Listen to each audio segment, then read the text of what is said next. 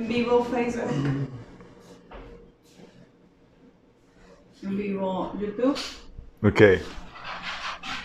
Bueno, estamos en vivo y el fijo también estamos perfecto. Vamos a orar, vamos a comenzar este tiempo con una oración. ¿Listos?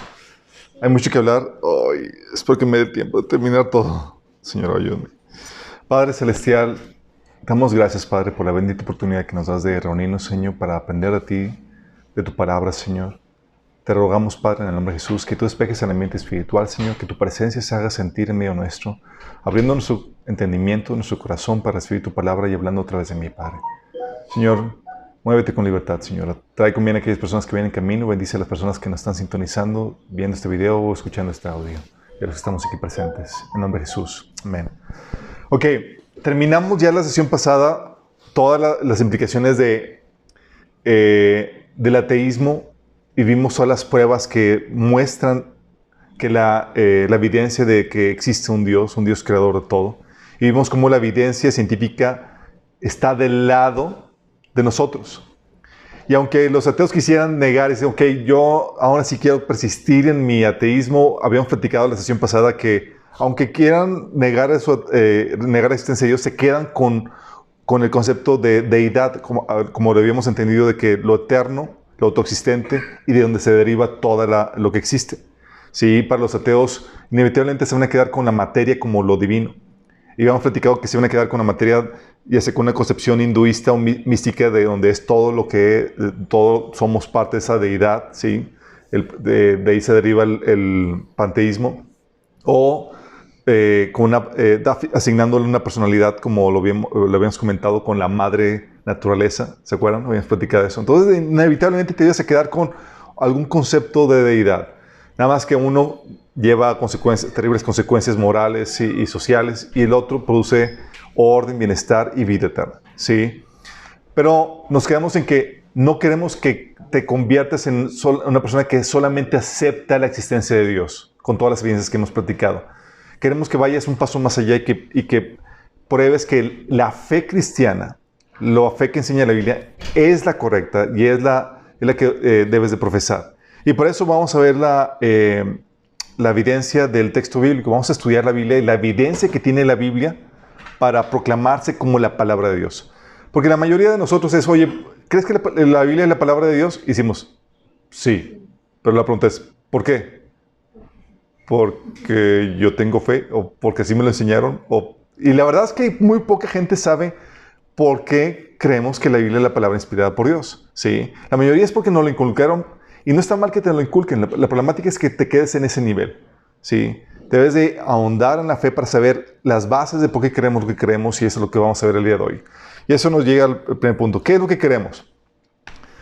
Lo que queremos es que los 66 libros de la Biblia, si no los habían contado, ya se los conté por ustedes, son 66 libros, 39 del Antiguo Testamento y 39 del Antiguo Testamento y 27 del Nuevo Testamento son la palabra inspirada por Dios. Sí, las Escrituras, de hecho, presumen ellas mismas ser inspiradas. Dice 2 Timoteo 3:16, toda la Escritura es inspirada por Dios y útil para enseñar, para reprender, para corregir, para instruir en la justicia. Hablando de que toda la Escritura es inspirada por Dios. Sí, de hecho, dice 2 Pedro 1 del 20 al 21, entendiendo primero esto, que ninguna profecía de la Escritura es de interpretación privada, porque nunca la profecía fue traída por voluntad humana, sino que los santos hombres de Dios, habiendo sido inspirados por el Espíritu Santo, hablaron por parte de Dios.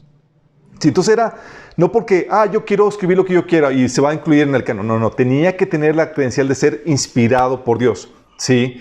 De hecho, esta inspiración se hace referencia en varias partes. También el caso cuando Jesús habla de que David estaba siendo inspirado por Dios, ¿se acuerdan? Cuando cita un ángel, dio un salmo, dice Mateo 22 del 43 al 44. Jesús le respondió, entonces, ¿por qué David, mientras hablaba bajo la inspiración del Espíritu, llamaba al Mesías mi Señor? Confrontando los maestros de la ley. ¿Qué estaba haciendo? Jesús estaba reconociendo la autoridad de las Escrituras basada en la inspiración. No porque David hablara o lo hubiera escrito. No, la autoridad no es que David lo escribió. La autoridad es que estaba siendo inspirado David por el Espíritu Santo. En eso consiste la autoridad. ¿Sí? Y entonces, aquí llega la pregunta sencilla. Sí, la pregunta que muchos hacen. ¿A qué nos referimos con inspiración? ¿Alguien tiene alguna idea? Cuando digo, oye, la Biblia es inspirada por Dios. Inspiración viene de la palabra, chicos, soplo. Soplo, sí, es inspirar. Sí, es cuando llega el soplo de Dios o la idea de Dios o la revelación de Dios a tu vida. Sí, es el soplo de Dios. Y no es, versus la versión ocultista, no es entrar en trance y perder conciencia para que Dios tome control y redacte o transmita su mensaje. No es eso, chicos. Sí. Recuerden que la Biblia menciona que el profeta tiene control de su propio espíritu. Sí, dice 1 Corintios 14, 32. Recuerden que la gente que profetiza está en control de su espíritu y puede turnarse con otros. Porque el espíritu que Dios nos ha dado es un espíritu de poder, amor y dominio propio. O sea, Dios no quiere que pierdas tu dominio. Dios te dio el dominio propio, es decir, para que tengas el control, autocontrol. Sí. Entonces, de acuerdo a Génesis 1:27, cuando Dios le dio autoridad al hombre, la intención de Dios no es reemplazar al hombre, sino utilizarlo. Y cuando habla de utilizarlo, estamos hablando de utilizar su voluntad, su conocimiento, sus emociones, su experiencia, sus ideas, su contexto, su personalidad. ¿Sí? ¿Para qué? Para redactar un mensaje que Dios quiso transmitir.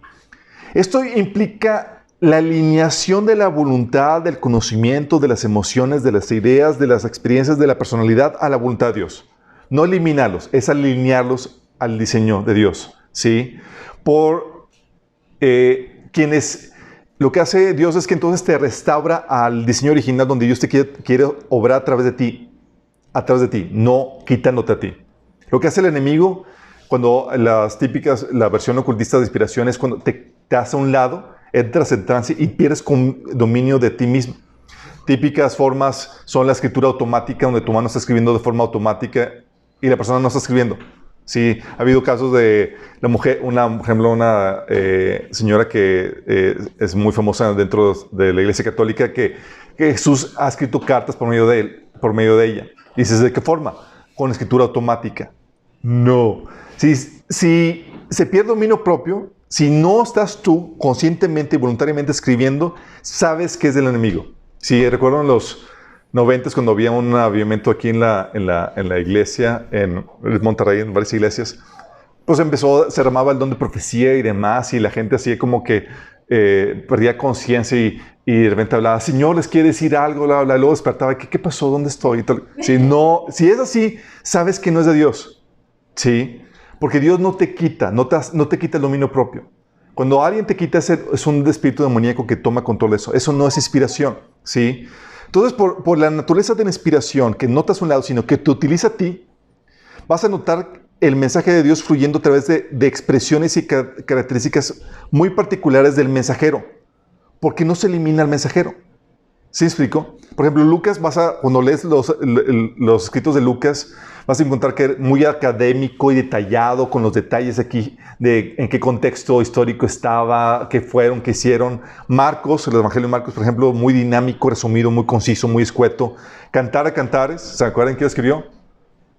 Salomón, obviamente, romántico, erótico el libro. Si a los que nos están escuchando, Cantar a Cantares es el libro erótico de la Biblia. Si es menor de edad, léelo en la versión Reina Valera. Versiones contemporáneas solamente para adultos, por favor.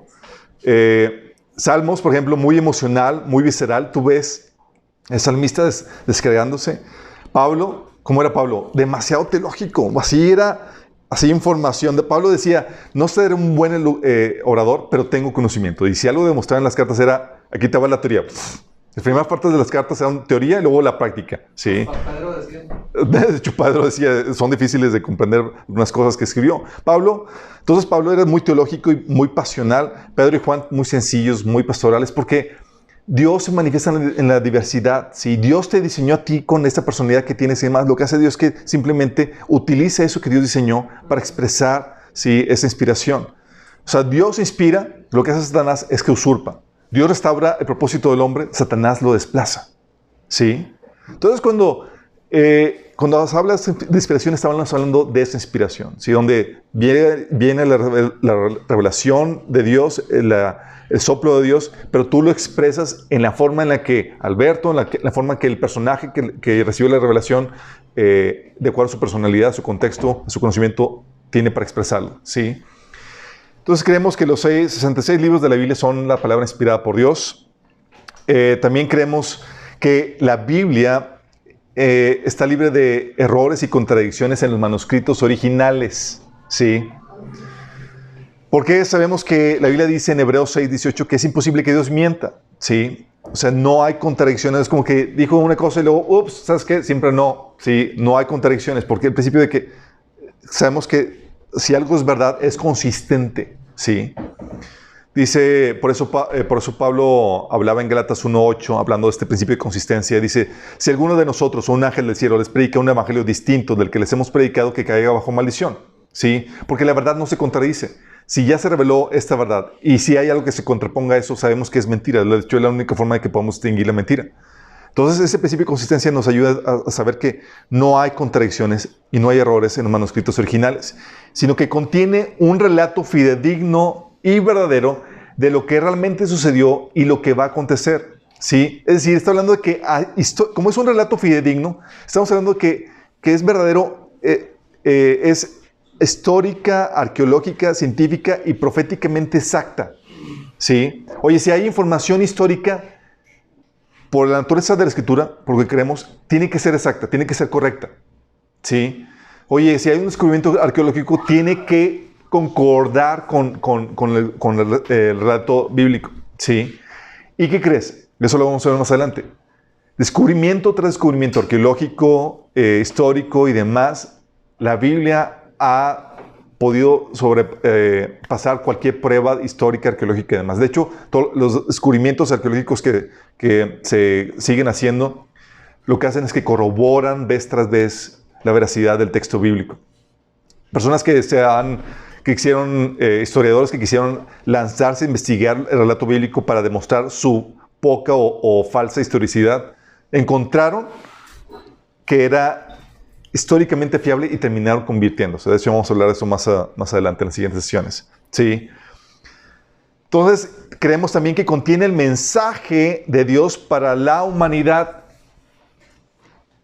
Es decir, la forma en que el ser humano puede reconciliarse con Dios y ser libre del pecado y la muerte. Fíjate, son palabras mayores. Estamos diciendo que este libro contiene el mensaje de Dios para la humanidad. En pocas palabras, la forma en que el ser humano puede reconciliarse con Dios y ser libre del pecado y la muerte. La Biblia dice en Romanos 1, del 16 al 17, pues no me avergüenzo de la buena noticia acerca de Cristo, porque es poder de Dios en acción para salvar a todos los que creen, a los judíos primero y también a los gentiles. Esa buena noticia, ese evangelio, nos revela cómo Dios nos hace justos ante sus ojos, lo cual se logra de principio al fin por medio de la fe. Como dicen las Escrituras, es por medio de la fe que el justo tiene la vida. Fíjate que son palabras mayores. Estamos diciendo que tiene el plan de Dios para la salvación del ser humano.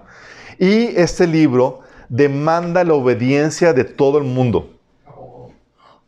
O sea, no son palabras así como que, léelo. No, este libro demanda tu obediencia, ¿sí? De hecho, lo que Pablo decía en Romanos 1:5 dice, por medio de él, de Jesucristo, y en honor a su nombre, recibimos el don apostólico para persuadir a todas las naciones que obedezcan la fe. ¿Dónde viene redactada o enseñada esta fe? En las Escrituras, ¿sí? Como lo enseñaban los apóstoles. De hecho, por eso Pablo predicaba en Hechos 17:30, dice, en la antigüedad Dios pasó por alto la ignorancia de la gente acerca de estas cosas, pero ahora Él manda que todo el mundo, en todas partes, se arrepiente de sus pecados y vuelva a Él. Fíjate de lo fuerte, lo universal que es este libro. Está diciendo, este libro te impone un orden moral, te impone una obediencia a todo el mundo y va a ser juzgado de acuerdo a este libro, ¿sí? O sea, no es cualquier cosa de lo que creemos en este libro, ¿sí? ¿Por qué? Porque la puso como la fuente de autoridad que regula la fe y la vida en general de todo ser humano. ¿Cómo que regula la fe? Gálatas 1, del 8 al 9, fíjate lo que te dice. Dice que, pero aun si alguno de nosotros, ¿quiénes son nosotros? Los cristianos, los hermanos. Los apóstoles. Si a uno de nosotros, que son los apóstoles, o un ángel del cielo, les explica un evangelio distinto del que les hemos predicado, que caiga bajo maldición, diciendo que la autoridad no está basada, es que lo dijo tal apóstol. No. Tiene que ir de acuerdo a esta revelación. No está basado en el título, no está basado en la persona, ¿sí? Es decir, la Escritura está por encima de la posición y del hombre y regula todo dogma y toda norma de fe, ¿sí? Y lo vuelve a repetir, dice, como ya lo hemos dicho, ahora lo repito, si alguien les anda predicando un evangelio distinto del que recibieron, que caiga bajo maldición. Vóyteles. Y fíjate que le está diciendo Pablo, está diciendo, oigan, yo me puedo desviar, ¿sí?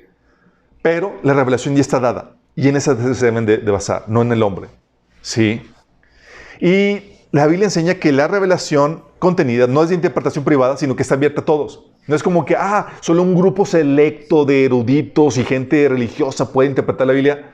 No. De hecho, como dice 2 Pedro 1 del 20-21, dice, entendiendo esto, que ninguna profecía de la Escritura es de interpretación privada. ¿Por qué? Porque fue dada para quién. ¿Para quién fue dirigida la palabra? Para el pueblo en general. De hecho, Pablo decía en 1 Corintios 1 del 26 al 28, no era una palabra muy de elogio, pero dice, hermanos, consideren su propio llamamiento. No muchos de ustedes son sabios. ¿Sabía quién les llegó el evangelio? Dice, no según criterios meramente humanos. Ni son muchos poderosos, ni muchos de noble cuna. Pero Dios escogió lo insensato del mundo para avergonzar a los sabios. Escogió lo débil del mundo para avergonzar a los poderosos. Está hablando de ustedes, chicos, de nosotros. Sí, dices, sí. Era gente del vulgo, chicos, era gente del pueblo. Y esas personas eran a quienes eran dirigidas esas cartas. Por eso no puede ser de interpretación privada. Tiene la capacidad de ser entendida aún por un niño. Por eso decía Pablo en 2 de Timoteo 3:16 que aún desde pequeño conoce las Escrituras, las cuales te pueden ser sabio. Los pequeños pueden saber entender las Escrituras. ¿Sí? Entonces, esto es lo que creemos. Pero la pregunta del 60,000 es, ¿pero cómo se formó la Biblia?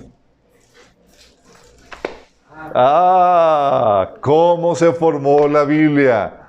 Sí.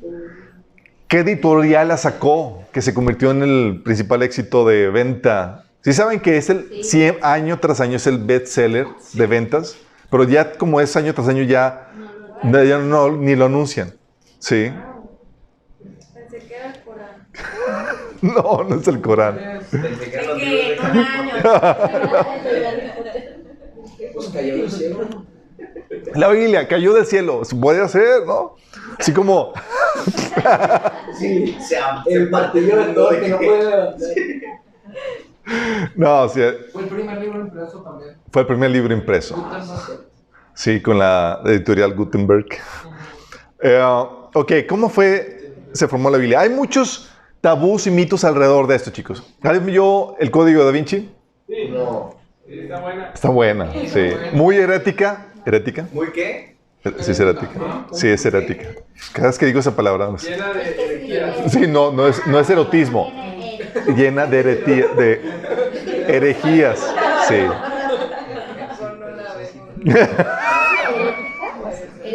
Herética. Sí.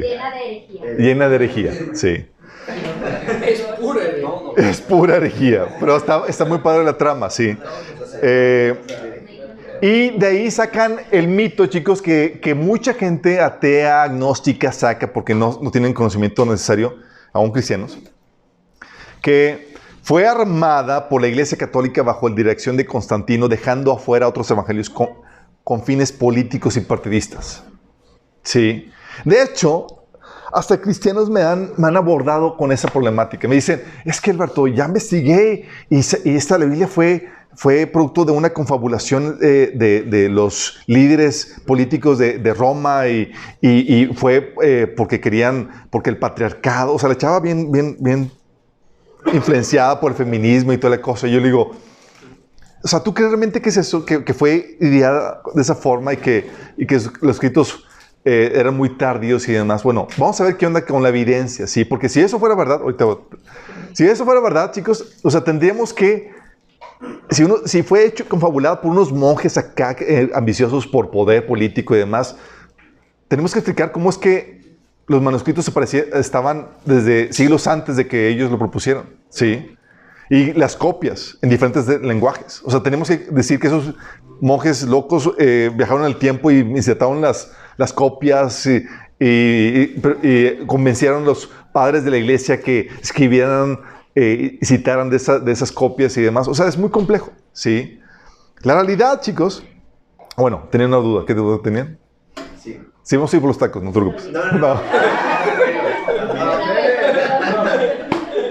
Oye, es que se supone que la Iglesia Católica, o sea, la Biblia de la Iglesia Católica tiene más libros. Vamos a ver qué onda con eso también. De la Iglesia Cristiana. Exactamente. Y se Ahí. supone, bueno, a mí me dijo mi hermano que son porque no tienen, que esos libros no tienen nada que ver con Jesús. O algo así me había dicho, no me acuerdo. Quédate y vas a averiguar qué onda con eso. Quédate con nosotros. Es otro más. En un momento más. Oigan, la realidad es que no fue una confabulación por parte de los líderes eclesiásticos que deseaban el poder político. Los libros, chicos, seleccionados no son la palabra de Dios porque fueron aceptados como tal. Sino que son aceptados como tal porque son la palabra de Dios. Así con que... Va de nuevo. Los libros seleccionados no son la palabra de Dios porque fueron aceptados como tal, sino que son aceptados como tal porque son la palabra de Dios. Es decir, la autoridad es intrínseca por ser la palabra de Dios. No proviene de la votación o consenso de nadie. De ser así, la autoridad de la misma vendría del grupo que la armó o que la aprobó. ¿Sí me explico? La autoridad es intrínseca de la palabra. Entonces, lo que hace es que se reconoce la autoridad divina que contiene esos escritos. Características como, oye, es autoritativo, provino de la mano de Dios, viene este libro con un divino, así dice el Señor. Oye, es profético, fue escrito por un hombre de Dios, profeta, apóstol, que tuvo un encuentro con Dios. Oye, es auténtico. Los padres de la iglesia eran partidarios de la política. Decir, oye, si está en duda, mejor deséchalo. De ahí que el libro de Enoch, que sabemos que hay partes que son inspiradas, pero no sabemos si todo, porque hubo varias añadiciones al libro de Enoch, fueron inspiradas. Entonces mejor dicen, ¿sabes qué? Lo que son peras o manzanas, mejor lo desechan, pero sabemos que hay partes inspiradas. Y valdría la pena leerlo como cultura general, así es. Oye, es dinámico, es decir, tiene el poder de Dios que transforma vidas. Oye, fue recibido, reunido, leído, usado por la iglesia, por el pueblo de Dios. Fue aceptado por el pueblo de Dios. Eran características que hacían ver si el libro realmente era o no inspirado. Sí. Y es aquí donde vemos cómo se formó el canon del Antiguo Testamento. Ok, basado en el mismo principio sabemos que su reconocimiento como inspirado por Dios viene desde el inicio, chicos. Los únicos que no lo aceptaban eran los rebeldes.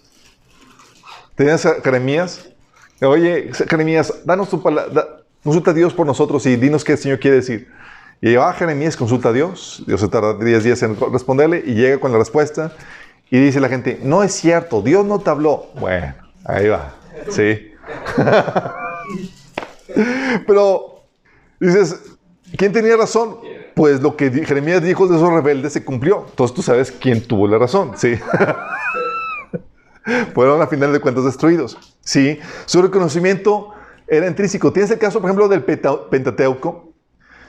Dice Deuteronomio 31:9, dice, entonces Moisés escribió en un libro todo el conjunto de instrucciones que se lo dio y se lo dio a los sacerdotes que llevaban el arca del pacto del Señor y a los ancianos de Israel. O sea, Moisés, chicos, escribió todo el Pentateuco, ¿sí? Luego Moisés le dio la siguiente orden. Al final de cada 7º año, en el año de liberación durante el festival de las enramadas, leerán este libro de instrucción a todo el pueblo de Israel cuando se reúna ante el Señor su Dios en el lugar que le elija. Convoquen a todos, los hombres, mujeres, niños y los extranjeros que viven en las ciudades, para que oigan lo que dice el libro de la instrucción y aprendan a temer al Señor su Dios y obedecer cuidadosamente todas las condiciones de estas instrucciones. O sea, era intrínsecamente autoritativo en el sentido de que la gente lo aceptó como lo que es la palabra inspirada por Dios. Y así se manejaba desde un inicio. No tuvo que haber un concilio. A ver, primero vamos a evaluar esos libros que nos estás dejando, porque digo, no sea que no sea. ¿Sí? No inmediatamente. Por todo el contexto, la revelación, las manifestaciones, cómo fue utilizado Moisés, sabían que era automáticamente inspirado. Tienes el caso, por ejemplo, el caso de Jeremías.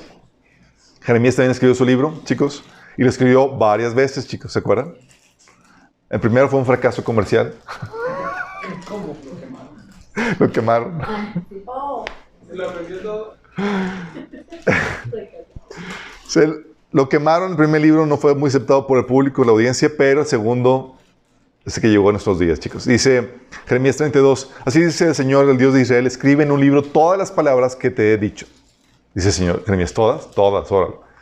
Fue quemado el libro. Otra vez, Jeremías 36, 6 dice, toma un rollo y escribe en él todas las palabras que desde los tiempos de Josías, desde que comencé a hablarte hasta ahora, te he dicho acerca de Israel, de Judá y de las otras naciones. Órale, sí. Y en el segundo libro hasta le añadió todavía más. Sí. Y Jeremías vivió la deportación de Babilonia. ¿Se acuerdan quién fue deportado en Babilonia? Daniel. Daniel fue deportado, era un chamaquillo, un adolescente cuando fue deportado a Babilonia. Bueno, a Daniel le llegó una copia del libro de Jeremías. Sí. Entonces Daniel dirigió un concilio para probar la canonicidad de este libro. Obvio, ¿no? Se sabía que era inspirado. Dice Daniel 9, del 1 al 2. porque por el testimonio de ellos. Testimonios, las palabras que habían dicho se habían cumplido, ¿sí? Habían hablado en nombre del Señor. O sea, tenía todas las características que lo aprobaban como inspirado por Dios. Daniel 9, del 1 al 2 dice, estaba Daniel haciendo su devocional, chicos. Fíjate cuán importante. Se corría el primer año del reino de Darío, hijo de Asuero, un medo que llegó a ser rey de los babilonios. Cuando yo, Daniel, logré entender ese pasaje de las Escrituras donde el Señor le comunicó al profeta Jeremías que la desolación de Jerusalén duraría 70 años. Lo estás leyendo y dices, venía ahí que el juicio iba a durar 70 años. Dice, hace las cuentas y dice, hoy se cumple. Imagínate la emoción. Y fue cuando empieza a orar acerca de que Dios trajera al fin de la cautividad de Babilonia. ¿Sí? Entonces el conocimiento era desde el inicio, chicos. No tuvieron que hacer un concilio para ver. Daniel no estaba en duda con que será o no inspirado por Dios. Se había reconocido desde el inicio por cómo se había revelado el mensaje. También, pero se estima que fue armado ya el canon desde los tiempos de Esdras. ¿Se acuerdan quién fue Esdras? Fue durante la época de la reconstrucción del templo, cuando ya se volvieron los judíos de vuelta a Jerusalén. Y entre las personas que están reconstruyendo el templo, llegó un escriba, un maestro de la ley. Fíjate lo que dice Esdras 7, del 6 al 10. O sea, era un top, chicos. Si alguien sabía la Biblia, era Esdras. Dice, era un maestro muy versado en la ley que el Señor, Dios de Israel, le había dado a Moisés. Gozaba de la simpatía del rey, o sea, tenía palancas. Y el Señor, su Dios, estaba con él. Esdras había dedicado por completo a estudiar la ley del Señor, a poner en práctica y enseñar sus preceptos y normas a los israelitas. O sea, era tiempo completo a indagar, a escudriñar las Escrituras y enseñarlas. Y se dice que fue el primero que armó el Pentateuco, que armó todos los profetas y todos los... ¿Fue contemporáneo de Moisés? No fue contemporáneo de Moisés. No, fue contemporáneo de Nehemías. Si tienen frío, chicos, ahí está el control para que le puedan apagar. Ahí lo regulan, chicos. Ok, se dice que fue armado desde los tiempos de Esdras, pero definitivamente fue armado ya definitivamente con la traducción de la Septuaginta. Septuaginta. ¿Alguien sabe qué es la Septuaginta, chicos? No. Es la Biblia en griego. La traducción del Antiguo Testamento al griego. Traducción, gente, está hablando de que ya tuvo que haber estado armado, listo, el Antiguo Testamento para traducirse al griego. De hecho, el último profeta del que la Biblia menciona es el profeta Malaquías, quien su libro fue escrito entre el 450 y el 430 antes de Cristo. La traducción al griego fue en el año 300, es decir, siglo IV antes de Cristo, ¿sí? Y fue la Biblia griega, bueno, fue traducido el Pentateuco, todo el Torá, el Antiguo Testamento y otros escritos judíos. Pero la traducción al griego era lo que utilizaban Jesús y los apóstoles. Y dices, oye, ¿qué leían? Leían la versión griega de las Escrituras. De hecho, las citas que tú te encuentras del Antiguo Testamento en el Nuevo Testamento son de la traducción griega. O sea, en el Nuevo Testamento ya no se usaba el hebreo como idioma de la Biblia. Se usaba el arameo, no, como para el idioma de la Biblia se utilizaba el griego. Era el idioma común, normal entre la gente. Para asuntos religiosos se usaba el hebreo o el arameo, lo que es, como se conoce. Sí. Entonces fue ya definitivamente armado con la Septuaginta, que sí saben la historia de Septuaginta. También que fue uno de los emperadores griegos. Ordenó que se juntó a 70 judíos ancianos para que tradujeran el Antiguo Testamento. Ya se sabía cuál era, ya se tenían identificados los escritos y demás. Sí, de hecho... Es el que actualmente tenemos. Ese que actualmente tenemos. Jesús reconoció también, por ejemplo, el canon del Antiguo Testamento, el canon que actualmente tenemos. Por ejemplo, en Lucas 11:51 hace referencia a todo el Antiguo Testamento como la escritura hebrea.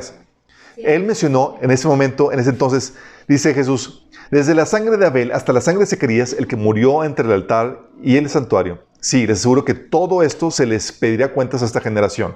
Y está hablando de la sangre de Abel. ¿En qué libro está Abel? Génesis. Y la sangre de Zacarías. ¿En qué libro está Zacarías? En la Biblia. En la Biblia. Fue el último de la historia.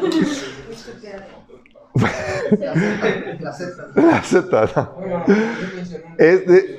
Abel está en Génesis, sí, y Zacarías está en el libro de Crónicas. Y en la Biblia hebrea, el último libro de la Biblia era Crónicas. Era como decir, todos los mártires desde Génesis hasta Apocalipsis, lo consideraría lo nuestro. Pero aquí está hablando desde Génesis hasta Crónicas. Neta. Neta del planeta. Eso era en la Biblia. O sea, el último libro de la Biblia en la formación hebrea, en la versión, la acomodación de los libros en la versión hebrea están diferente. Sí, están todos, sí, están todos, pero el último libro de la Biblia hebrea es Crónicas, sí, y ahí aparece cuando fue muerto Zacarías en el libro de 2 de Crónicas.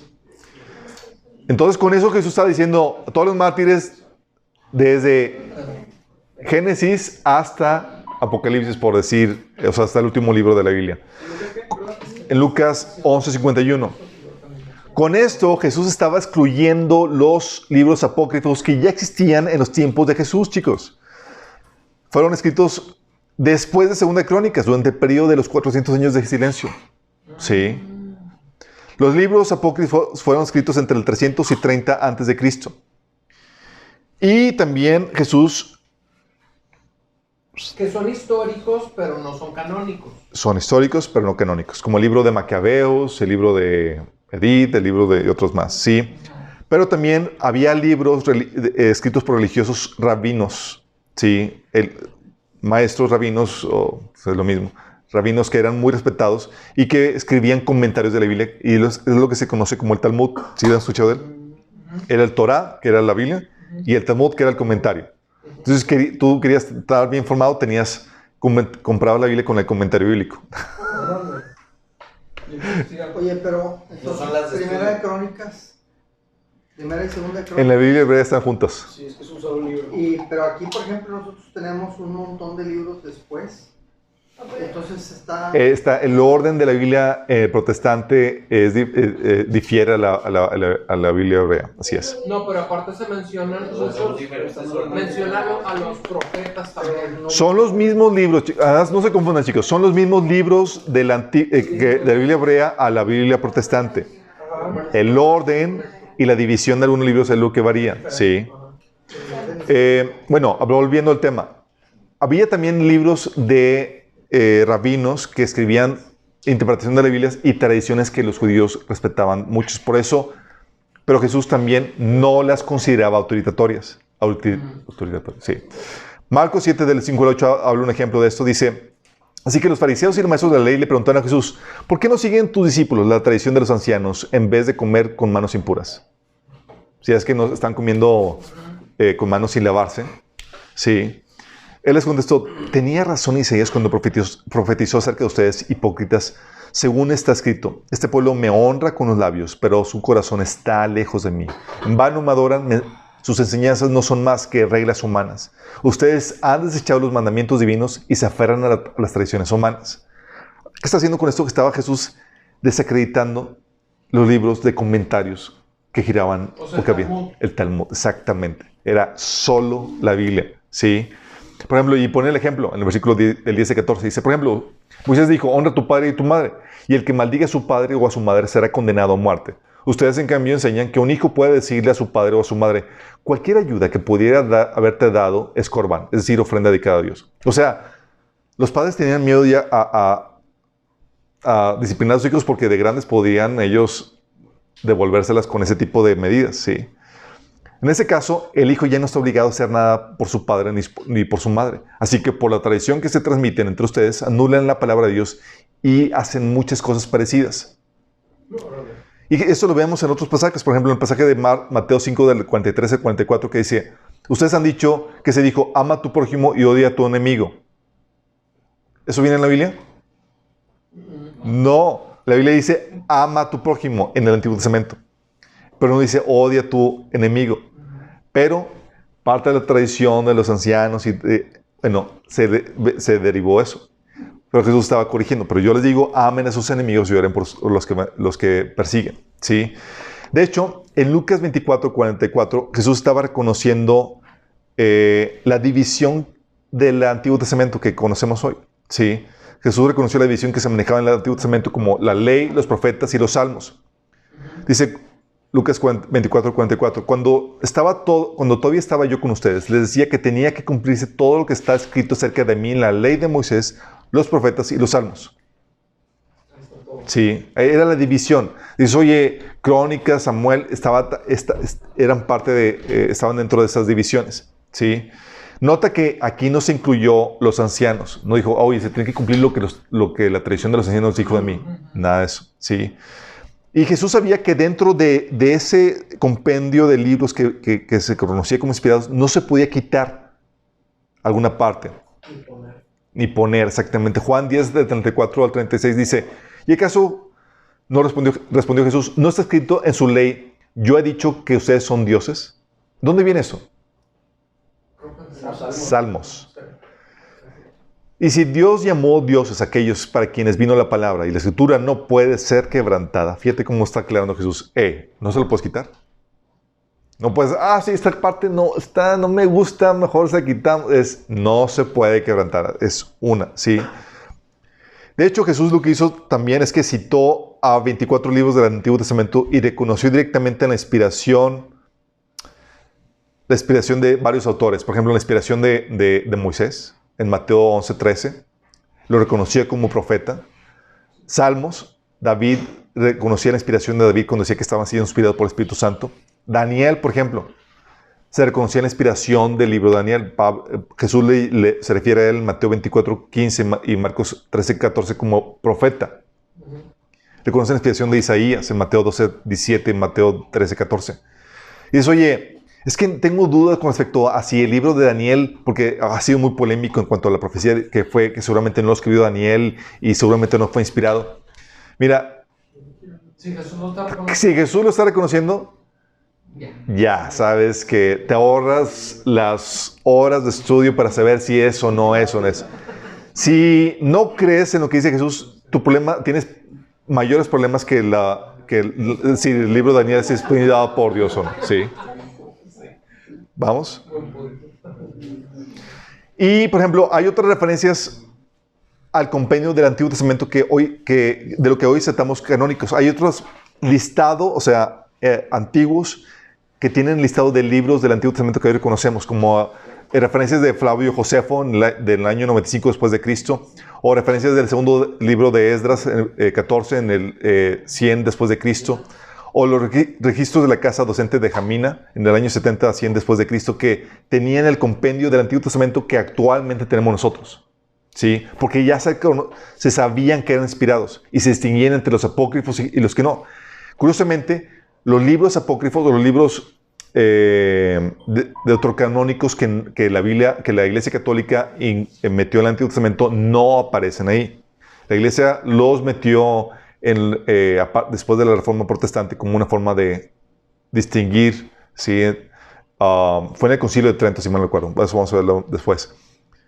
También, por ejemplo, hay referencias del Antiguo Testamento en el Nuevo Testamento. Del Antiguo al Nuevo Testamento.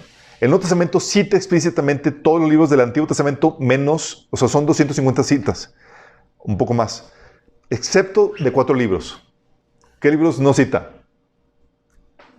No cita. El Nuevo Testamento. 4 libros que no cita. Esther es uno. Se dice, sí, hay unos que dicen que Ruth, Samuel no, pero otros que sí hacen referencia a unas citas ahí. Cantar de Cantares, obviamente, es como que, ¿qué onda? Cantar de Cantares, Eclesiastés, Esther, y Esdras y Nehemías, sí, que en el libro hebreo son uno solo. Sin embargo, chicos, no, sí, el hecho que no vengan referencias explícitas no significa que no se reconozca su canonicidad, su inspiración, ¿sí? Si consideramos las referencias indirectas a las que se hacen alusión en el Nuevo Testamento, tenemos que todos los libros del Antiguo Testamento están citados en el Nuevo Testamento, ¿sí? Excepto los apócrifos. Dice, oye, el libro de Enoch es aparte, ¿sí? Aunque el libro de Enoch se trata como un punto especial porque sí tiene partes inspiradas, pero como les comento, hay otras partes, porque está el primero, el segundo libro de Enoch y demás, que no se saben con certeza si son o no son. ¿Sale? ¿Vamos viendo qué onda con eso, chicos? Entonces, ¿podemos confiar en el canon que tenemos del Antiguo Testamento? Sí. ¿Lo armaron unos monjes locos ansiosos de poder? No. Ok, bien. ¿El canon del Nuevo Testamento? Los libros del Nuevo Testamento, chicos, también eran de conocimiento común entre los primeros cristianos. Y se ve que eran inspirados porque desde el inicio así te venía la carta. Sí. O sea, de los tiempos apóstoles, los cristianos sabían si tenían autoridad o no. De hecho, Jesús advirtió que sus discípulos, los apóstoles, iban a ser inspirados, a unos otros, y que tendrían autoridad apostólica para poder llevar el mensaje. Mateo, por ejemplo, 10 del 19 al 20 menciona, pero cuando los arresten, no se preocupen porque van a decir o que van a decirlo. En este momento se les dará lo que han de decir, porque no sean ustedes lo que hablen, sino que el Espíritu de su Padre hablará por medio de ustedes, hablando de que, profetizando la inspiración que vendría, ¿sí? Los apóstoles reconocían, por ejemplo, en su prédica, en sus cartas, que lo que estaban haciendo o transmitiendo era la palabra de Dios. No era como que, a ver, chicos, ustedes analicen a ver si es Dios, óralo para ver si eso no. Era, esto es, y fíjate lo que dice. Segunda Tesalonicenses 2:13. Dice Pablo, así que no dejemos de dar gracias a Dios, porque al oír ustedes la palabra de Dios que les predicamos, la aceptaron no como palabra humana, sino como lo que realmente es, palabra de Dios, la cual actúa en ustedes los creyentes. Fíjate cómo consideraban los apóstoles la palabra que están predicando, como la palabra de Dios. Órale. Sí. De hecho, 1 Corintios 14:37 dice Pablo, si alguno se cree profeta o espiritual, reconozca que esto que le escribo es mandato del Señor. No, pues con esas formas, qué concilio ni qué nada. Aquí la carta te está diciendo, hey, esto es la palabra, ¿sí? Apocalipsis, por ejemplo, el libro de Apocalipsis dice, esta es la revelación de Jesucristo que Dios le dio para mostrar a sus siervos lo que sin demora tiene que suceder. Jesucristo envió a su ángel para dar a conocer la revelación de a su siervo Juan. O sea, tú lees esto y dices, no, pues ¿qué dices? Está directamente asumiendo la autoridad inspirada por Dios. Por eso amenazaban a los que rechazaban la palabra. Desde el inicio, chicos, no tuvo que ver concilio. ¿Sí? 1 Tesalonicenses 4, 7 al 8 dice, Dios nos ha llamado a vivir vidas santas, no impuras. Por lo tanto, todo el que se niega a vivir de acuerdo a estas reglas no desobedece enseñanzas humanas, sino que rechaza a Dios, quienes les da el Espíritu Santo. Órale, ¿no quieres obedecer esta carta que te estoy enviando? ¿A quién estás desobedeciendo? A Dios. O sea, ¿necesitaban algún concilio para saber que esto era de Dios, chicos? No. Sí, Lucas 10, 16 dice, Jesús dice hablando de los apóstoles, el que los escucha a ustedes, me escucha a mí. El que los escucha a ustedes, el que los rechaza a ustedes, me rechaza a mí. Y el que me rechaza a mí, rechaza al que me envió. Esto era siempre cuando estuvieran hablando la palabra inspirada por Dios. ¿Sí? 1 Juan 4:6 dice, nosotros somos de Dios y todo el que conoce a Dios nos escucha. Pero el que no es de Dios no nos escucha. Así distinguimos entre el espíritu de verdad y el espíritu del engaño. Estaba hablando de inspiración, estaba dando autoridad a las palabras que estaban transmitiendo. Sí. Por eso no había una situación de que, bueno, pues no estoy seguro si esta carta que me mandó Pablo o que me mandó se aceptaban inmediatamente como inspiradas, chicos. Sin necesidad de que algún grupo de monjes locos ansiosos de poder se juntaran para acreditarlo como tal. Sí. Sabían así porque no porque tuviera su base en ellos, chicos, sino en la autoridad de la inspiración que venía a través de ellos, que es muy diferente. Por eso, como le habíamos leído en Gálatas 1 del 8 al 9, Pablo hablando que aun si alguno de nosotros o un ángel del cielo les predica un evangelio distinto del que les hemos predicado, que caiga bajo maldición. Con esto Pablo te estaba enseñando que la autoridad de Pablo no es por Pablo, sino por la inspiración que estaba recibiendo, por el mensaje acreditado. ¿Sí? Y si se desvía del mensaje, va con Pablo, pero el mensaje se queda. Porque lo que tiene autoridad no es Pablo, sino el mensaje. ¿Sí? 1 Corintios 2:13 dice, esto es precisamente de lo que hablamos, no con las palabras que enseña la sabiduría humana, sino con las que enseña el Espíritu. De modo que expresamos verdades espirituales en términos espirituales. Pablo reconocía su inspiración, chicos. ¿Sí? Y aquí lo puedes ver en este pasaje. Por eso ellos, los apóstoles, aclaraban. Por eso los apóstoles aclaraban cuando lo que comentaban era palabra de Dios y cuando era su opinión. Porque aún en las cartas hacían distinción, chicos. ¿Sí? Por ejemplo, en 1 Corintios 7, del 10 al 12, decía, no obstante, para los que ya están casados, tengo un mandamiento que no proviene de mí, sino del Señor. Y empieza a redactar el mandamiento. Y dices, eso sabes que es inspirado, chicos. ¿Sí? Y luego en el versículo 12 dice, ahora me dirigiré al resto de ustedes, aunque no tengo un mandato directo del Señor, dice, les doy mi propia opinión. ¿Sí? Y dices, eso sabes que no es inspirado. ¿Sí me explico? Eso lo tomas como una mera opinión, lo obedeces o no lo obedeces. Y gracias a Dios que aclaró eso, porque ahí estaba proponiendo que todos fuéramos, que tomáramos el celibato. ¿Sí? Y todos decimos, gracias a Dios por que distinguió entre lo que es inspirado y lo que no es inspirado. ¿Sale? Aleluya. ¿Sí? Y tal enseñanza, chicos, por eso podemos distinguir, por eso Pablo podía también, Pedro reconocía la inspiración de Pablo. Se le hacía complicadas las cartas de Pablo. Pues las reconocía como inspiradas. Decía Pedro, en 2 Pedro 3, del 15 al 16, tengan presente que la paciencia de nuestro Señor significa salvación, tal como lo escribió también nuestro querido hermano Pablo con la sabiduría que Dios le dio. En todas sus cartas se refiere a estos mismos temas. ¿Te imaginas qué oso? O sea, que Pedro leía tus cartas y tú lo echaste de cabeza en Gálatas.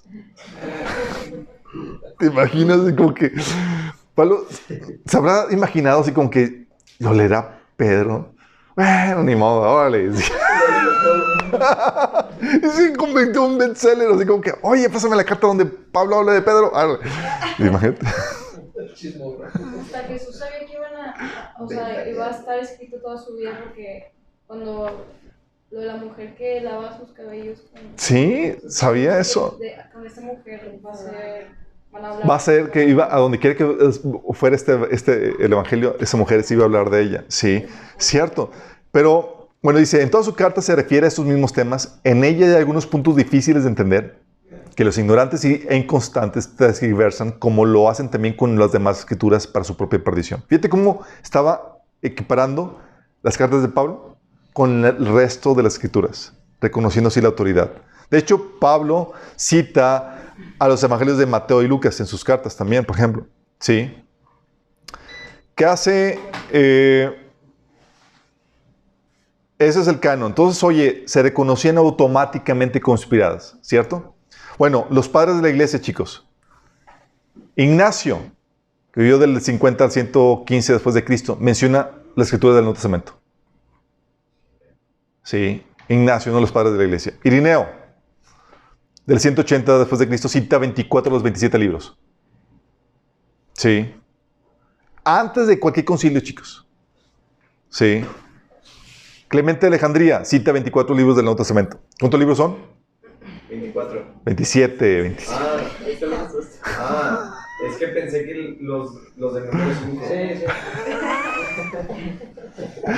Policarpio, del 115 después de Cristo, y Justino Martín hacen referencia a todo al Nuevo Testamento. ¿Sí? Anastasio de Alejandría, del 367, nos da la lista más antigua del Nuevo Testamento.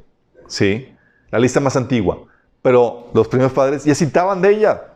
¿Por qué la citaban? Porque la reconocían como inspirados. No tenían que esperarse que hubiera tal concilio. ¿Sí? ¿Y ninguno de ellos citaba los apócrifos? Ninguno de ellos. No. Por eso, en los concilios de la iglesia, chicos, el primer concilio, el dínodo de Hipona, ¿sí? Reconoce la canosidad establecida previamente en los 27 libros.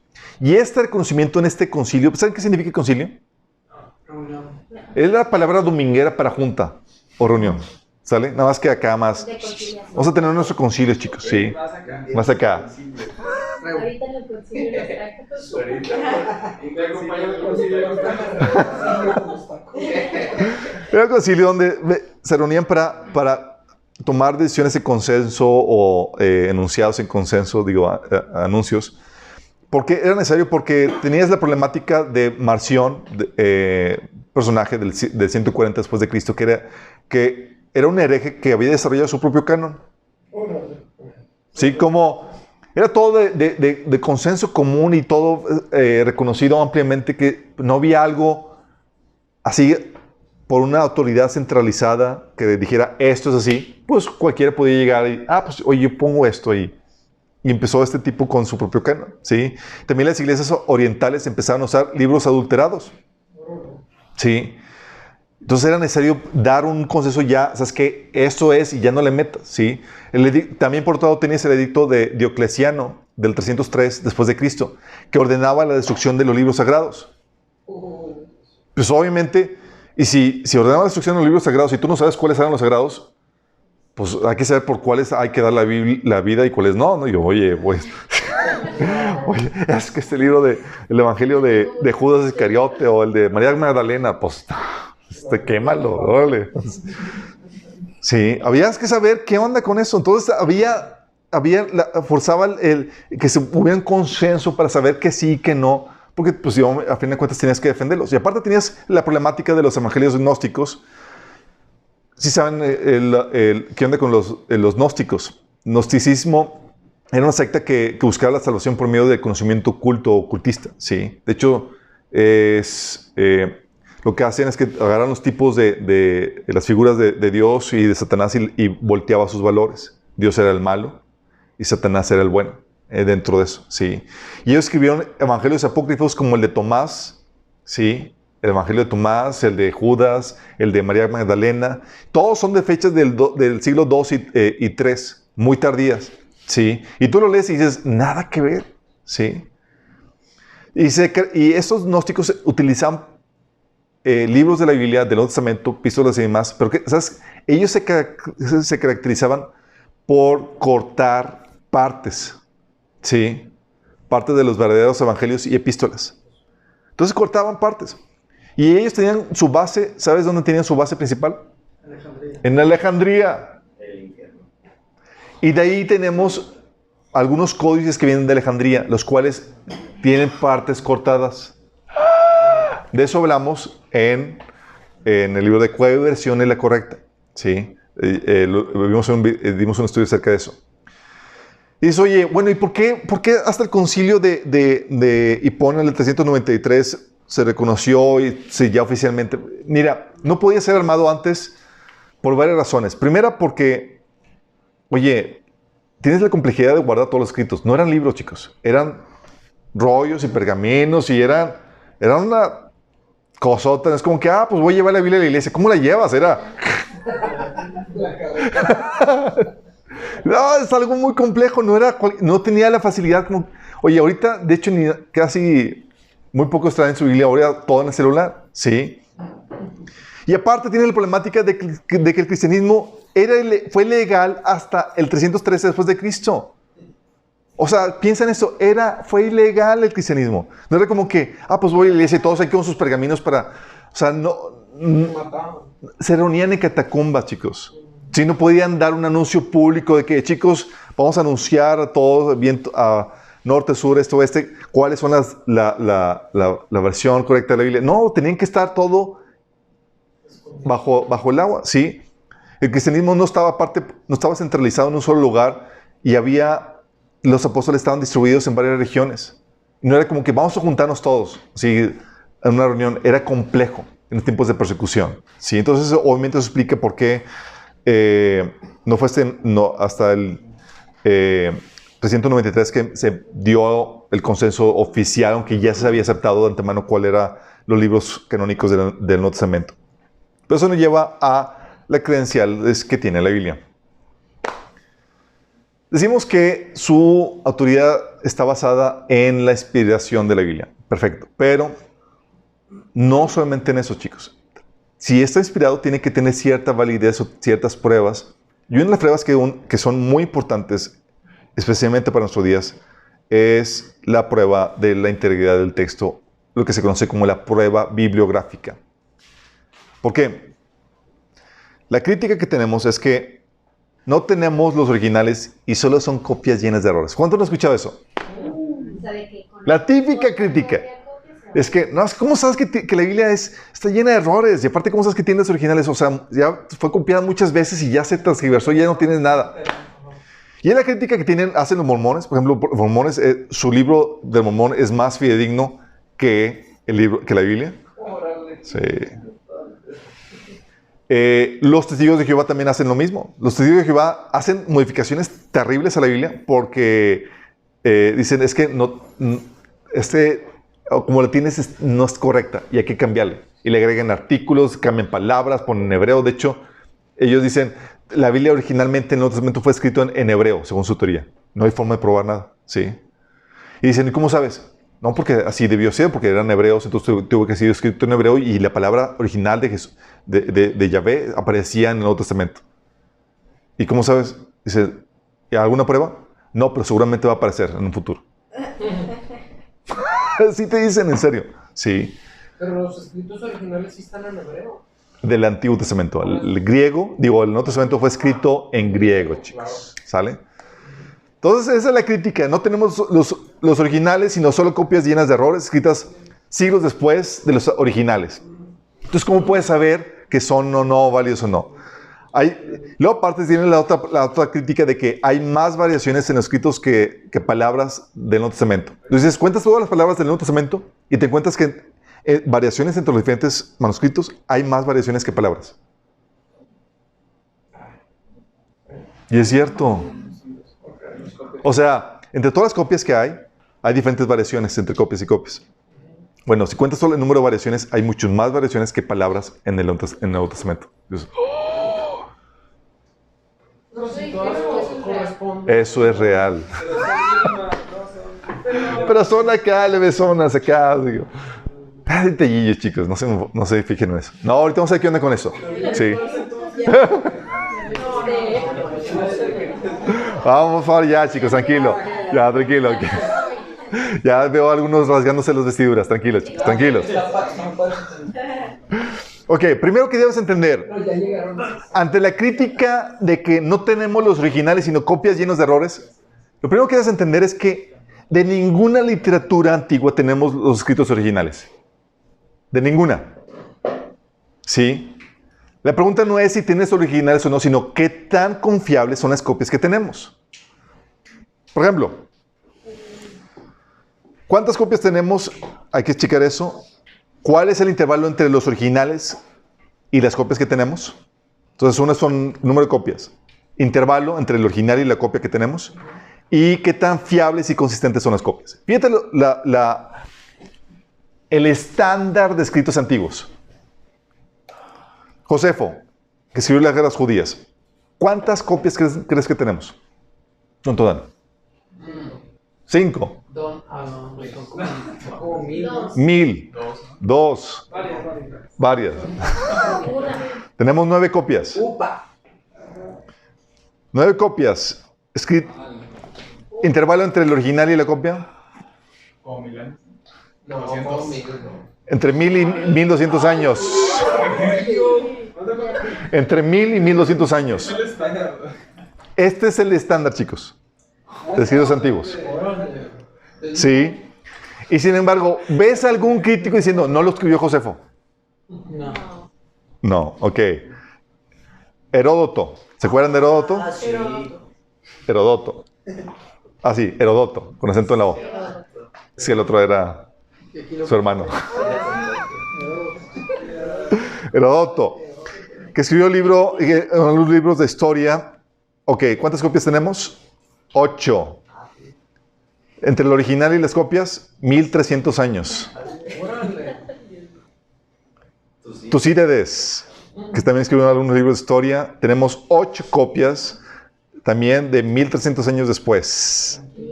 Sí. Aristóteles, famoso Aristóteles. 2 copias, yo digo.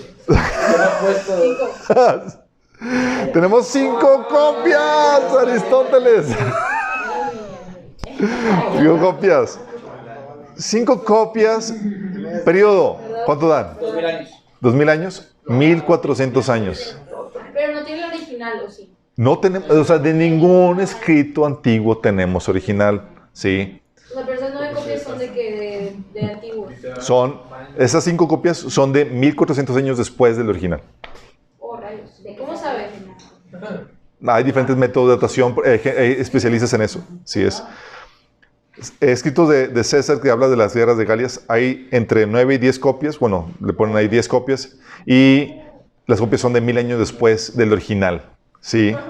Tácito, que escribió los anales del Imperio Romano, tenemos 2 copias.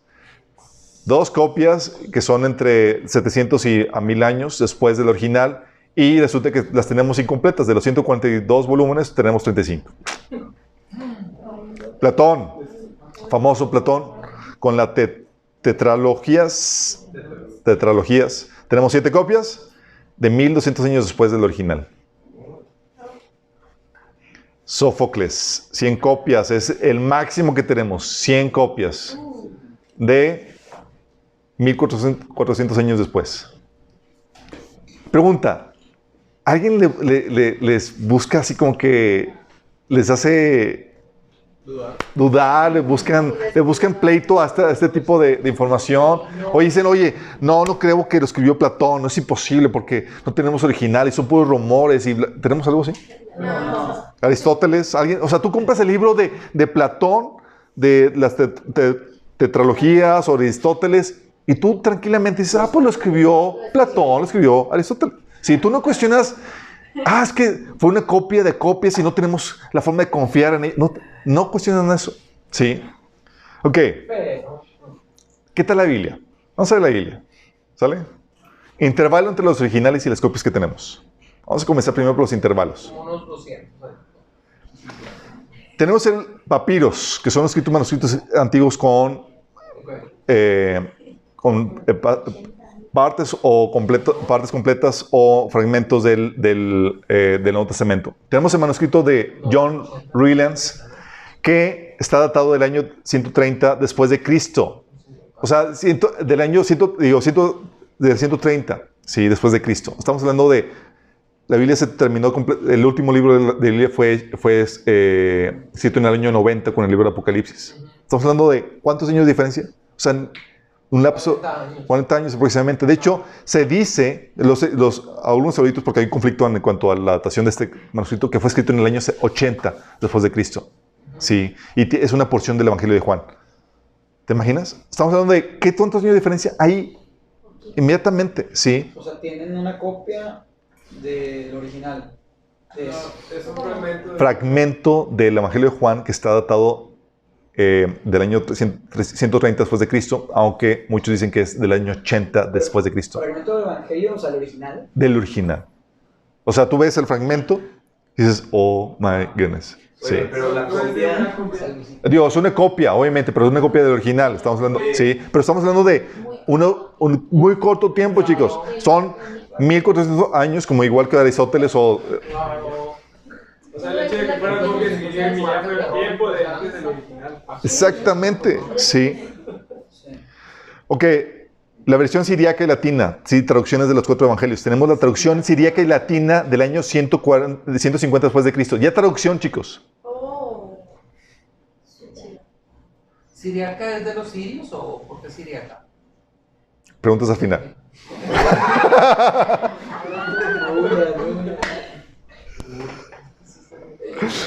150, papiro de Bodmer 2, que muy probablemente también es datado del año 80 después de Cristo, que también contiene el Evangelio de Juan. Oye, pero las copias eran a mano. ¿Eran a mano? Son manuscritos, sí. No eran ni impresora. No había escáner. Oye, No había escáner. No había escáner todavía. oye, pero por eso se tardaron un buen. Ni a máquina.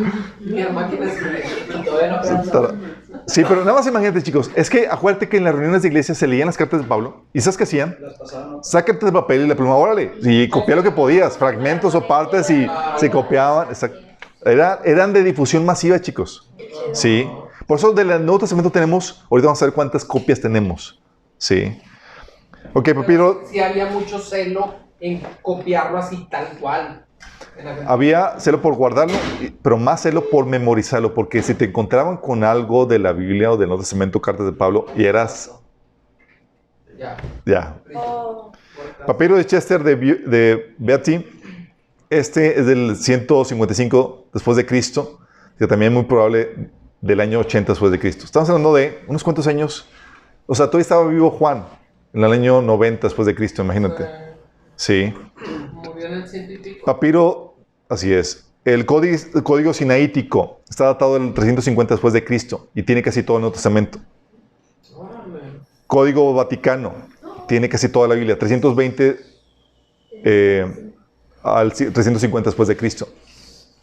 Son los cientos, miles de años como los otros escritos antiguos. ¿Estás consciente? ¿Estás hablando de que Juan murió en los 90 después de Cristo? Escribió por Apocalipsis. Estás hablando de unos 200 años después. Códice de Alejandrino, sí, que tiene casi toda la Biblia, 400 años después de Cristo. Códice Efraímico, porciones del Nuevo Testamento, 400 años después de Cristo. Códice de Besa, que contiene los hechos, los evangelios y los hechos, 450. Washingtoniano. Código washingtoniano. Sí, los 4 evangelios, 450 o al 550 después de Cristo. Sí. Me faltó el código Baeza, que es de 450. El código Claromontano,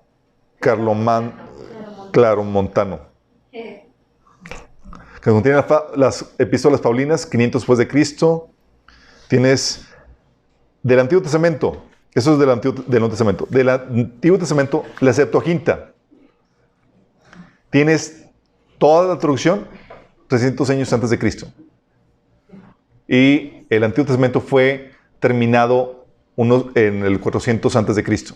Estamos hablando de 100 años de diferencia de haberse terminado la Biblia. Sí.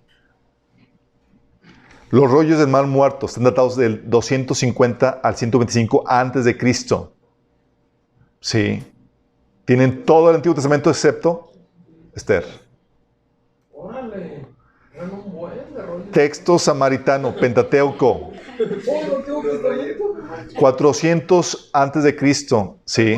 El texto samaritano del Pentateuco. El Códice de Cairo, que tiene profetas del Antiguo Testamento, 895 después de Cristo.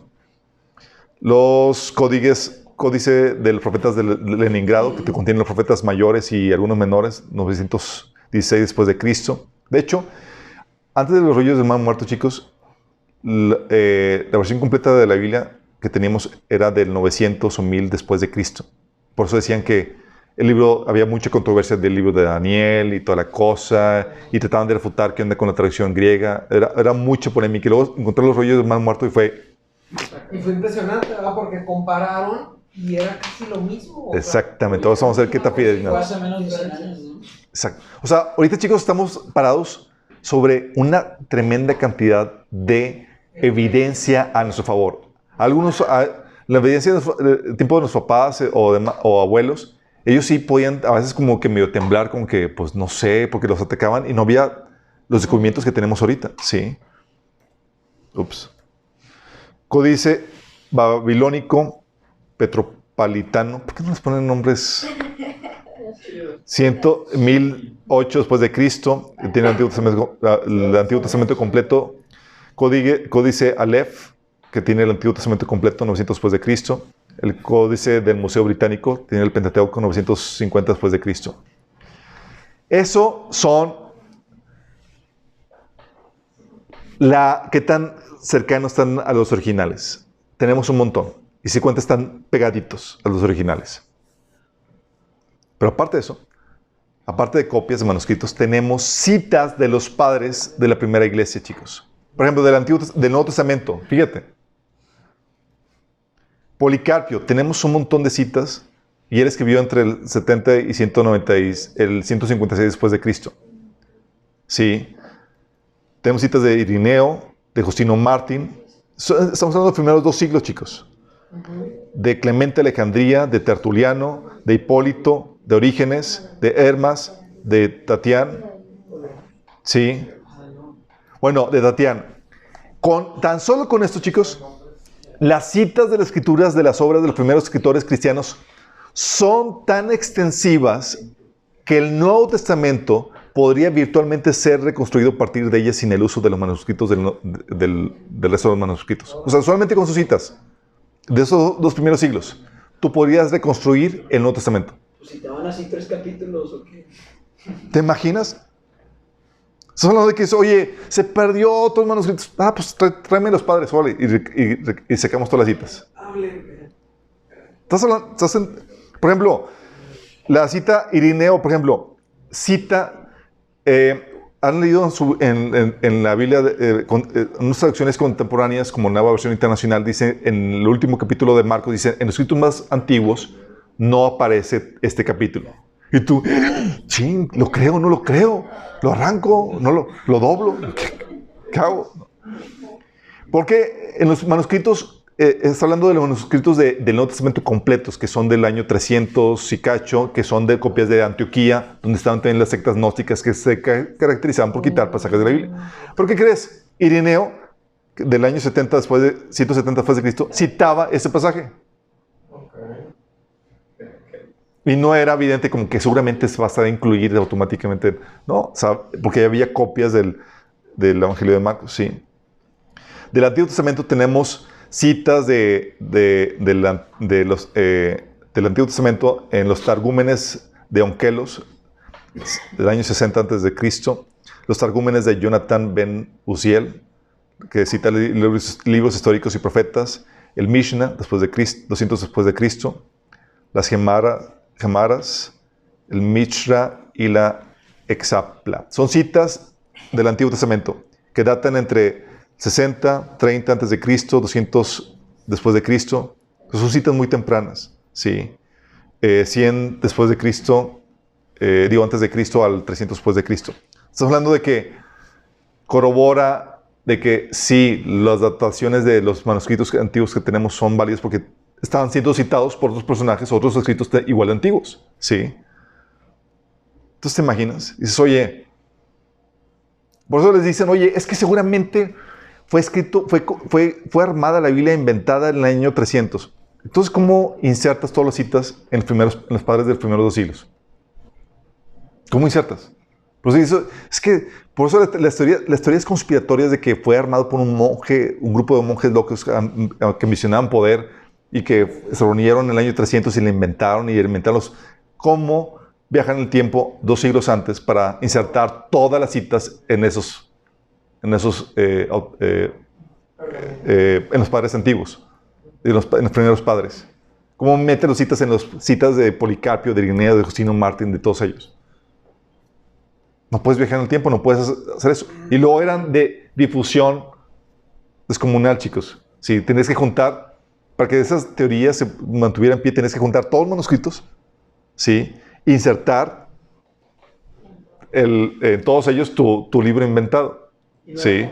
No, más bien insertarlo en el original para que de ahí pasara todo. Pero pues no era computadora, ¿cómo corrías todo el texto? Pues no. Sí, me explico. Sí comprendo. Se comprende, ¿verdad? Ok, ahora pasamos a cuántas copias tenemos del Nuevo Testamento. Como 1600. ¿Se acuerdan las copias de los otros manuscritos? Lo máximo 100. Típico eran 10, 9. ¿Sí? ¿Cuántas copias creen que tenemos? Del Nuevo Testamento, como más de 1000, no me acuerdo. Más de 5600 copias griegas. Excluyendo miles de latín, chicos. ¿Cuántas eran?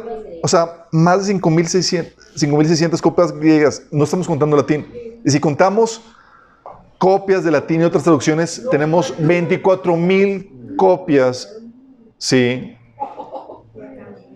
Y este número ha aumentado con los últimos descubrimientos de más manuscritos, chicos. O sea, no estamos hablando de 10, no estamos hablando de 9. ¿De cuánto estamos hablando? De 24,000 si consideras traducciones. Si consideras nada más griegas, 5,600. Y esas son todas las ciertas versiones. Hasta las que se son. han ahorita. O sea, si te quedas con las griegas, está chido. La pregunta aquí clave es, ¿qué tan fiables son las copias? Tienes menos del, ¿qué es? 1%, algo así de... 100 por 1. 200%. Ya no Infinito. Ok, del Nuevo Testamento, chicos, descubrimientos, por ejemplo, de más manuscritos escondidos en un compartimento de la Torre de San Jorge en Sinaí en el 1975, confirman que la transmisión del Nuevo Testamento se ha llevado a cabo en relativa pureza. Y ahorita vamos a entrar en más detalle. El doctor Daniel Wallace, líder en la crítica textual de la Biblia, quien ha estudiado los manuscritos originales en visitas al Vaticano, Cambridge, Monte Sinaí, Estambul, Florencia, Berlín, Dresden, Münster, Cologne, Patmos y Jerusalén, donde están todos los manuscritos, afirma categóricamente que los recientes descubrimientos han ayudado a revelar la confianza sobrecogedora del Nuevo Testamento. ¿Sí? El Nuevo Testamento se ha preservado en mayor cantidad y con mucho más cuidado que cualquier otro documento antiguo. ¿Sí? Y ahora, ¿qué tal del Antiguo Testamento? El Antiguo Testamento, chicos, no hay ningún otro texto antiguo que ha tenido tantas reglas para asegurar la precisión del copiado. Es enfermo lo que hacían estos chicos. Es en serio. Dices, se la bañaban. O sea, ellos tienen reglas para el material de las copias. Tienen que ser animales limpios, tienen que ser tratados de esta forma, bla, bla, bla. Tenían reglas en el tratado de dicho material. Tenían el número de columnas medidas. La longitud de las columnas. Cómo debe ser preparada cada copia. Cómo debe ser la tinta. Nada debía ser escrito en memoria.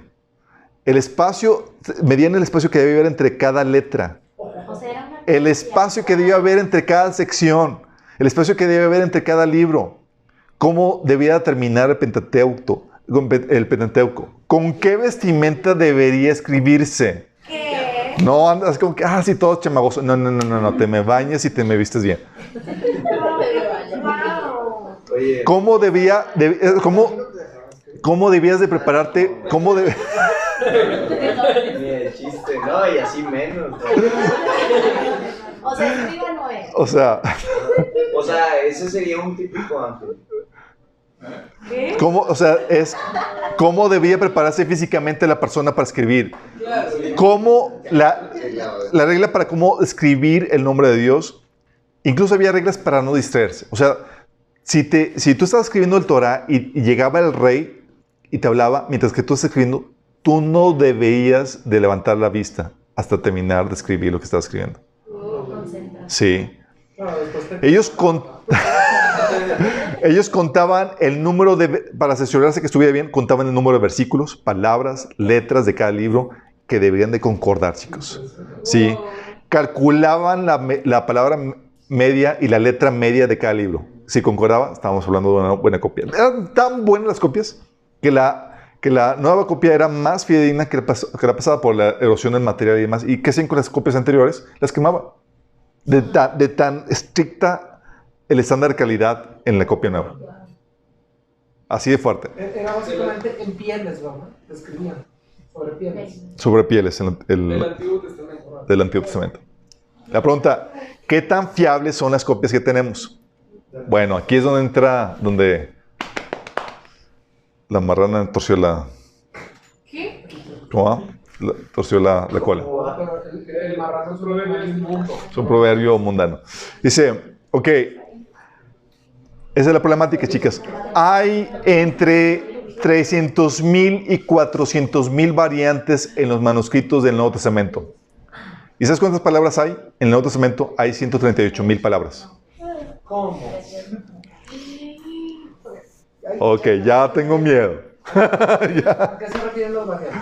O sea, entre los diferentes manuscritos y copias que tenemos hay entre 300,000 y 400,000 variantes del Nuevo Testamento. Formas de decir las cosas. Así, diferencias, discrepancias. Pero entonces ¿qué onda con los nenes así vestidos para copiar? ¿Qué pasó? En el Nuevo Testamento. Nuevo Testamento. Eso fue en el antiguo. Sí. Estamos en el Nuevo. En el nuevo se remoja. Aquí en el Nuevo, chicos, era cópiate la carta de Pablo y de carrera y en las catacumbas y en oscuras y córrele porque ya vienen los romanos. Órale. Y olvídate era bajo otras condiciones, chicos, y era, ¿quién sabe escribir? Pues ahí más o menos yo, órale, vente, órale. Entonces, era faltas de ortografía. Acuérdate que no eran gentes del vulgo, chicos, era así más o menos, ¿sí? Hoy, tú puedes, ¿quién aquí puede presumir de una buena ortografía, por ejemplo? O sea, en un grupo de ¿cuántos somos? Como que nada más 3 personas. Bueno, imagínate imagínate una iglesia, chicos, órale, en una iglesia como, pues que lo escriba el que tenga más ¿quién lo escribía? El que tenga mejor bonita, el que tuviera mejor letra bonita o mejor ortografía. Todos. El que pudiera. El que pudieras. Es complejo, chicos. Sí. Bueno, ok. Primero tienes que entender esto. La cantidad de variantes que tenemos obedece a la cantidad de copias de manuscritos que tenemos. Por un lado es como que, ok, son muchas variantes, pero es por la cantidad de manuscritos que tenemos. Ningún otro libro antiguo tiene tantas copias. 24,000. Sí. Y aquí vamos a aclarar esto. De esas variantes, 75% son variantes de deletreo. Se comió la letra, bla, bla. Son entre 225,000 y 300,000 variantes que son problemas de deletreo. O sea, insignificantes. Chin, aquí le faltó el punto. O sea, aquí, exacta. Son problemas de ortografía, o sí, de deletreo. Ok, few. 75% variantes de deletreo. Si no, si ya veo algunos tirando la Biblia. No, te agarro todavía. Sí. 24% son variantes de sinónimos o construcciones gramaticales u orden de palabras. Pero dicen lo mismo. ¿Vamos? 99%. ¿Cómo decían para calcular todo eso? ¿Qué tantas? Han estudiado todos los manuscritos. La Biblia es el libro más estudiado de la historia, chicos. Sí.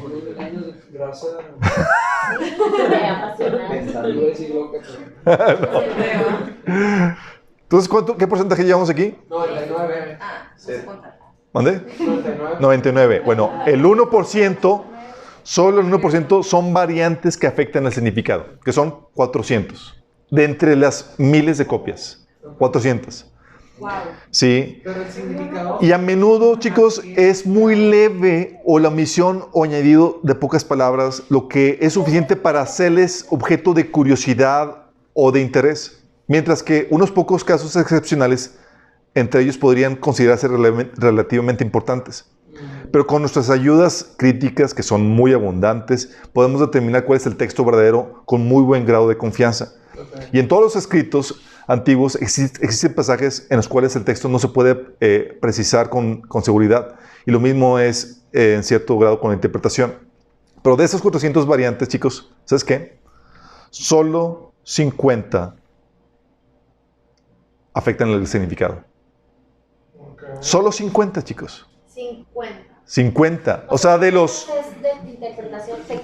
O sea, y luego, sí, que afectan el significado, o sea, que dicen algo diferente, sí. Solo 50. 50. Así es, 50. Y ninguna variante de esas 50, afecta a algún artículo de fe o precepto de lo que debe ser, que no esté abundantemente respaldado en otros pasajes de los cuales no tengamos ninguna duda, o por el tenor completo de la enseñanza escritural. No importa cuál variante escojas, porque acuérdense que la Biblia fue escrita a prueba de ataque. Es decir, no vas a encontrarte un capítulo, o ¿cuál es el capítulo de la Biblia, o libro de la Biblia que habla de la salvación? No hay. Está disperso a lo largo y ancho de la Biblia. Si tú le arrancas una hoja, vas a poder llegar a la misma conclusión porque está disperso el mensaje a lo largo de todo el bando de ancha. ¿Sí? Exactamente. Porque dices, oye, es que Marcos, tengo dudas de si lo creo o no. Y mira, puedes quitar a Marcos como que ya está reiterado en otros pasajes de Lucas que habla lo mismo y te transmiten lo mismo. ¿Sí? Porque la Biblia está diseñada prueba de ataque, ¿sí? En ese sentido, de que, oye, no, así de tal manera que si hay un pasaje que no se tradujo bien, etcétera, está reiterado en otros pasajes, ¿sí? Es lo maravilloso de la Biblia que tenemos. Entonces, y ninguna de estas variantes altera ningún artículo de fe o mandamiento que tengas que obedecer. Es que no sé si tengo que obedecer esto o no. No te preocupes, chicos, tienes que obedecerlo. Y ahí, ¿sale? Si te das cuenta de la precisión, chicos, solamente 50 de entre los miles. Ahora, ¿qué tan fiables son las copias del Antiguo Testamento?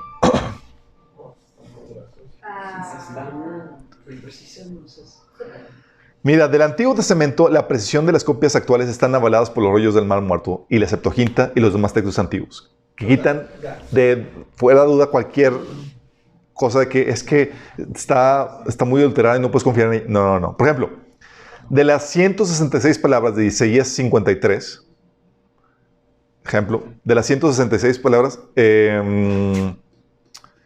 solo hay 17 letras cuestionadas. Letras. No palabras. 10 son cuestión de deletreo. 4 son cambios menores del estilo, como es el caso de las conjugaciones. Estamos hablando de rollos Mar Muerto, unos 200 años antes de Cristo. Las copias que teníamos, comparándolas con esas, dices, solamente estas variantes, 4 son cambios menores de estilo en el caso de conjugaciones. Las 3 restantes comprenden la palabra luz que se añade en el versículo 11, o sea, una palabra que se añade en el versículo 11 y que no afecta grandemente en el significado. Sí, estamos hablando de 2000 años de diferencia, chicos. Las 3 restantes comprenden la palabra, además está la palabra apoyada por la Septuaginta, o sea, la palabra luz. O sea, dices, oye, viene en la versión contemporánea, viene la palabra luz y en la rollo de Mar Muerto no viene. Bueno, ¿qué crees? En la Septuaginta sí viene esa palabra. O sea, corrobora eso. Entonces viene apoyada en la Septuaginta. De este modo, en un capítulo de 166 palabras hay solamente una cuestión de 3 letras, las cuales su existencia está corroborada por otras versiones. Esa es la discrepancia. Después de 100 años, de 1000 años de transmisión, es asombroso, porque estaban comparando con la copia más cercana que teníamos, que era de 1000 años después de Cristo. O sea, 1000 años y solamente una variante de 3 letras. Ejemplo 2. Ejemplo 2. Las copias de Corán. Dice, las copias de Corán, chicos, probaron ser idénticas palabra por palabra con nuestra versión hebrea autorizada en más del 95% del texto. El 5% de variación consistió meramente en deslices obvios de pluma y variaciones de letreo. O sea, prácticamente teníamos lo mismo, ¿sí? Puesto que la Septuaginta está muy cerca del texto masorético que tenemos en la actualidad, esto ayuda a establecer con confiabilidad la transmisión que hemos tenido del Antiguo Testamento en más de 1300 años a la copia que teníamos más reciente. Sí. Por ejemplo, otros textos antiguos. La Ilíada tiene 5.600 líneas versus 20.000 del Nuevo Testamento y están en duda 764 líneas, un 5%. Sí. El Mahabharata de la India tiene 250.000 líneas y 26.000 líneas son corrupciones textuales, es decir, un 10%. La nuestra, chicos, nuestra Biblia, comparada con otros textos antiguos, no tiene comparación, chicos. Sí, las copias que tenemos son datadas lo más cercanas a los originales. Gozan de mayor número de copias de manuscritos que cualquier otro texto antiguo. Las copias tienen el menor número de variantes significativas. Las 50 variantes significativas no alteran ningún mandamiento o dogma de fe y son corroboradas por otros pasajes. Con el proceso de comparación y cruce de textos, el 99% del Nuevo Testamento original se puede reconstruir con exactitud que va más allá de cualquier duda. Del Antiguo Testamento, con la Septuaginta y los rollos de Mar Muerto, probablemente probamos que las copias que tenemos son una copia fidedigna de los originales. Matemáticamente, podemos decir que en general el texto bíblico es puro un 98.33%. Es decir, puedes confiar en la integridad del texto que tienes hoy en día. ¿Se estás entendiendo? Dice, no hay ningún otro libro antiguo que tenga tal peso bibliográfico. Y alguien te dice, es que está lleno de errores. No sabes, eres un ignorante. Sí, no has estudiado. Dice, primero, dices que la típica pregunta que te hacen eso, primero le dices, está lleno de errores y contradicciones. ¿Ya lo leíste? Y la mayoría de gente va a decir, no. ¿Cuántos libros? Sí, los cristianos. Pero puedes gozarte en el peso de evidencia que Dios ha puesto a nuestro favor, porque sabía que en esto estriba nuestra vida eterna, chicos. El Señor te está pidiendo que des tu vida por el mensaje de este libro. Y si te está pidiendo eso, tenía que darnos una base, un peso que fuera lo suficientemente fuerte como para que fuera creíble. Por eso las personas que se han metido a estudiar esto terminan convencidas cuando estamos buscándolo genuinamente. Sí. Tú puedes leer la Biblia, puedes saber, ¿es que? Oye, dices, es que hay diferentes versiones. Vimos ese tema, está publicado en Minas Discipulado, vimos qué versión es la correcta y vimos cómo tratar con ese tipo de cuestiones. Pero la ventaja que tiene es que, como les comento, la Biblia está hecha a prueba de errores. Si hay un pasaje capcioso aquí, hay otros pasajes que lo corroboran o lo aclaran. Sí, porque la Biblia está hecha a prueba de ataque o a prueba de errores. ¿Oramos? Amado Padre Celestial, te damos tantas gracias, Señor, por la bendita palabra que tú nos has dado, Señor. Tiene tanto peso, Señor, histórico, tanto peso arqueológico, Señor, tanta evidencia bibliográfica, Padre. Y gracias a las personas que tú has levantado para estudiar estos temas, Señor, que nos traen esta información a nuestros días, Señor, y nos ayudan a rebatir, Señor, y a defender la fe que tú nos has dado, Señor. Gracias porque entre más se investiga, Señor, y entre más descubrimientos se hacen, Señor, más sólida nuestra fe se vuelve, Señor. Pues cada descubrimiento corrobora la fe que tú nos has transmitido, Señor. Ayúdanos a nosotros también transmitirla, Señor. Que podamos convencer y fortalecer la fe del que está dudando, Señor. Del que tiene dudas en su fe, Señor. Que podamos animarlo, Padre.